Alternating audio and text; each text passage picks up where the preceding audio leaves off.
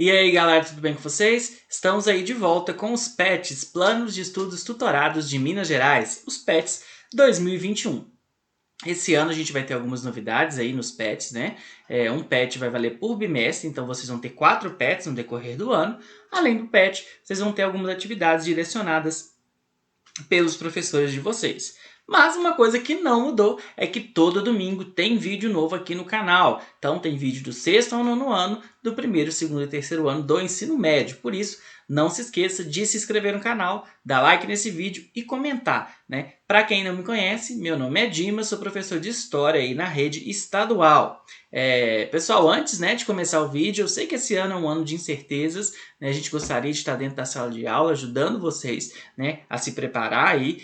O terceiro ano é um ano aí muito importante na vida de vocês e eu espero poder estar auxiliando e estar ajudando vocês aí mesmo que à distância. Então, pegue seu caderno e vamos juntos aí fazer as atividades dessa semana.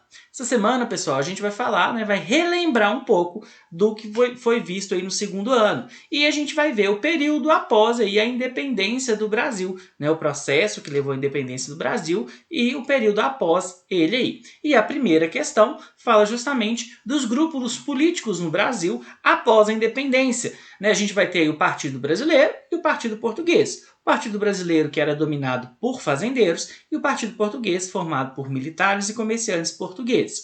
Dá para a gente entender o que cada um desses grupos estava querendo, né? O grupo brasileiro, ele era dividido entre conservadores e liberais. O dos conservadores, ele defendia um governo central forte, né, na mão do Dom Pedro I, e o poder das províncias enfraquecido. Então o poder tinha que estar centralizado na mão, né, do imperador. Já os liberais, né, defendiam a descentralização administrativa, né, com menos poder aí ao imperador. E o Partido Português? O Partido Português ele queria, né, que é um processo de recolonização. Né, ele não queria perder a colônia aí do Brasil.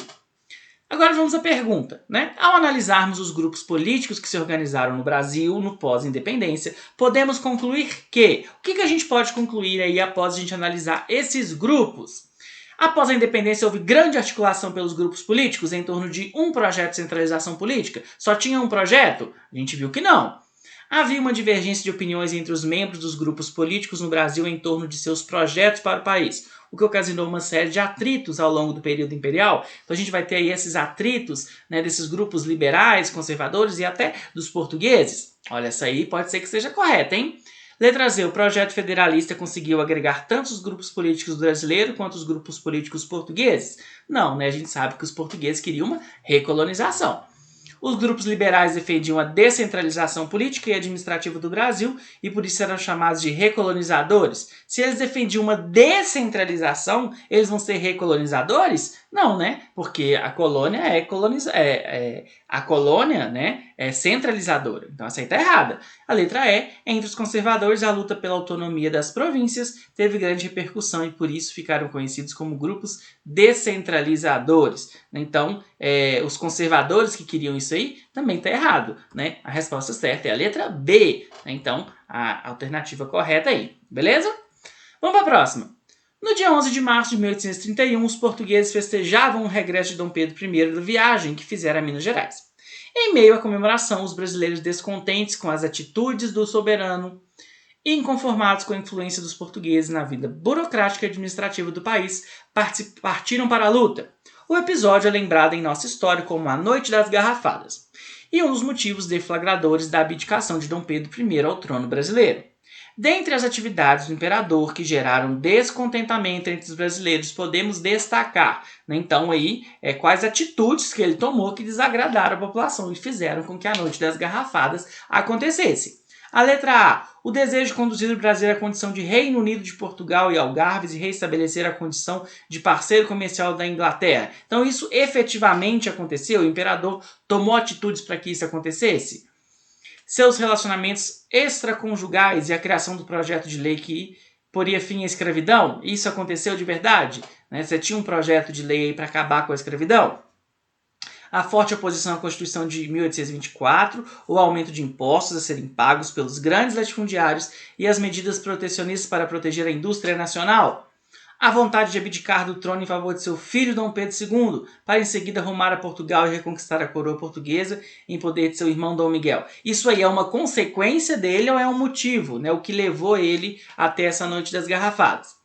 O autoritarismo, a restrição à liberdade de imprensa, o fechamento da Assembleia Nacional Constituinte e a imposição da primeira Constituição. Então, a resposta certa é justamente essa aí, né? A letra E, o autoritarismo de Dom Pedro I começava a aparecer e isso vai causar insatisfação aí em vários grupos, ok? Vamos para a próxima. As colônias de Portugal e da Espanha na América proclamaram a independência em relação à metrópole na primeira metade do século XIX. A independência do Brasil foi vista com certa desconfiança por parte dos países latino-americanos, devido ao fato de o Brasil ter adotado a monarquia como forma de governo, enquanto os outros países adotaram a república. Então, quando a gente fala em América Portuguesa, né, nas colônias de Portugal aqui na América, a gente está falando do Brasil. E a América Espanhola, os demais países. Qual que vai ser uma grande diferença?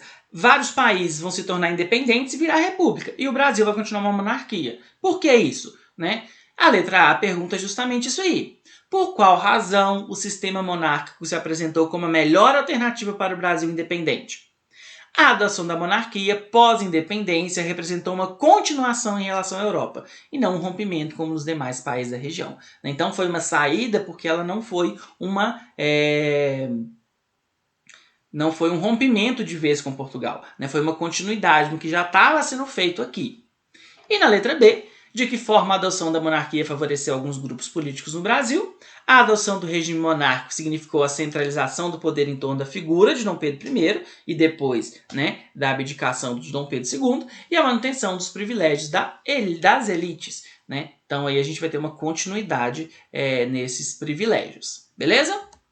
Bom, pessoal, então é isso. Bons estudos. Não se esqueçam de se inscrever no canal, dar like nesse vídeo. As referências que eu utilizei, se vocês quiserem dar alguma olhadinha aí.